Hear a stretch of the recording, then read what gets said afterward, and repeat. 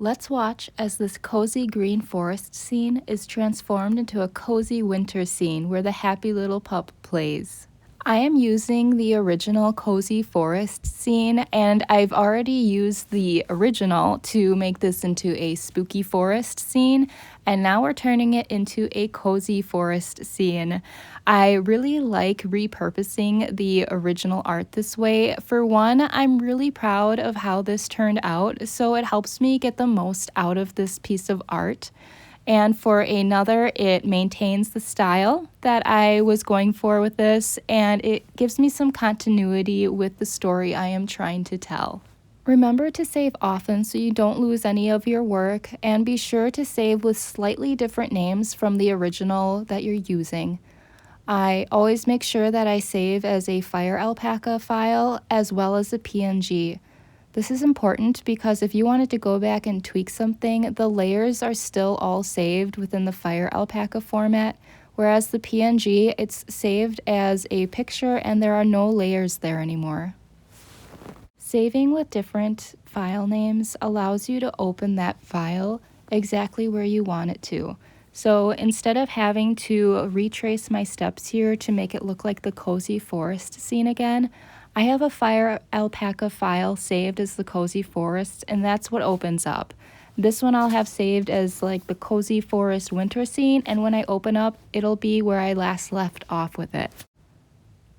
What this series is about is the happy little pup playing in her cozy forest that's near her home, and every once in a while she finds a friend that she wants to go and play with, and there's a little story that goes along with that. For this cozy forest scene, I really appreciated the layers allowing me to play with how the snow was falling on the evergreens. We still have that grassy knoll to address, but don't worry, we will get there. Right now we're working on fine-tuning those trees. While I'm working on those trees, I definitely encourage you to be inspired by what's around you and not be afraid to take a picture, even if you don't have a specific purpose for it.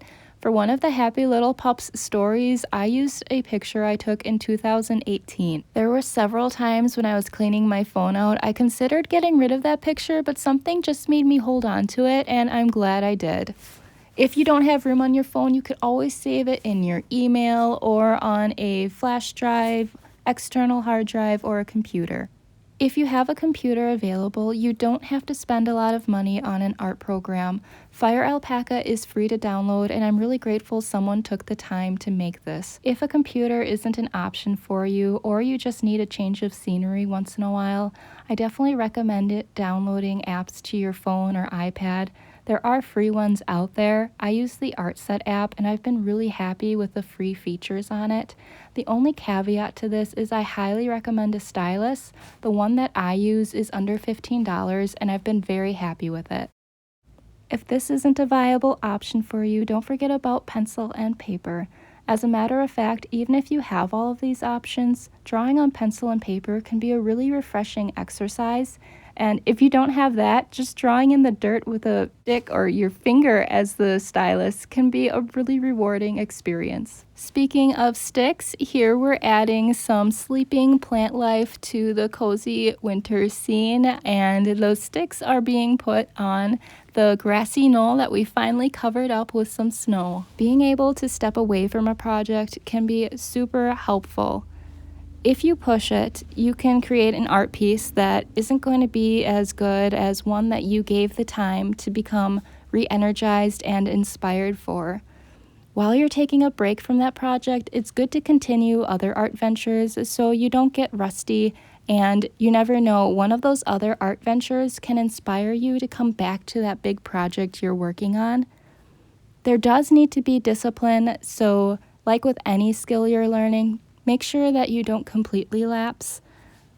If you do, that's okay. You're not going to really lose skills, but you won't grow as quickly as you would like to. Step away from your art when you think it's done and come back after a while and see if there's anything you think it's missing. Another great resource is someone that you trust to take a look at your art, see what they think, if they think it's missing any elements.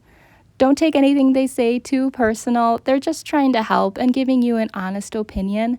And a lot of times I found that feedback has been invaluable and has only ever increased the quality of my art.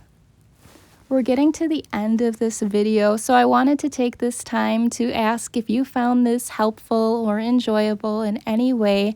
Leave a comment down below on what you liked, and press the like and subscribe button like it's the Happy Little Pup's nose to help this channel reach more people. We're all at different stages in our art journey, and we all want to be at a different point than we are. But the best thing that we can do is be kind to ourselves and be kind to our art. Be inspired by those other artists and appreciative of them, but don't forget to be those things to yourself too. If you're feeling stuck with your art and taking that break didn't help, don't forget to use all of the resources available to us now. Things like YouTube videos and social media platforms have become a great place to learn new things about art and inspire you to get out of that rut and start drawing again. Whatever you're creating your art piece for, whether it's just to share to social media or you plan to try and sell it, it's always important to do your research before starting your art on what the pixel size should be for the product you're trying to produce. These can easily be found by searching on the internet what you're looking for, or usually the website will have that. Following their recommendations is going to help you produce the most high quality image that you can. This is another reason I like saving as a Fire Alpaca file, because then I can change the canvas size, make any tweaks that I need to, and then do a save as for a PNG and JPEG. However, I do like to go back to my Fire Alpaca file and undo any changes, especially if it's making the canvas size smaller, and save it as the original size I started with. If I weren't to do this and follow their recommendations, things that can happen are that my image will be distorted and pixelated, and colors won't show up how I meant them to be. Keeping that in mind, before starting any art project, try and think of how you want that to be able to be produced. Just as it is as a print, or an original, or do you want it to be transferable to a lot of products? Or are there multiple websites with multiple pixel recommendations that you want it to be able to suit? That's all for this video. I hope you found it helpful in some way and that it motivates you to start drawing and not give up on your passions and dreams. And have a great day.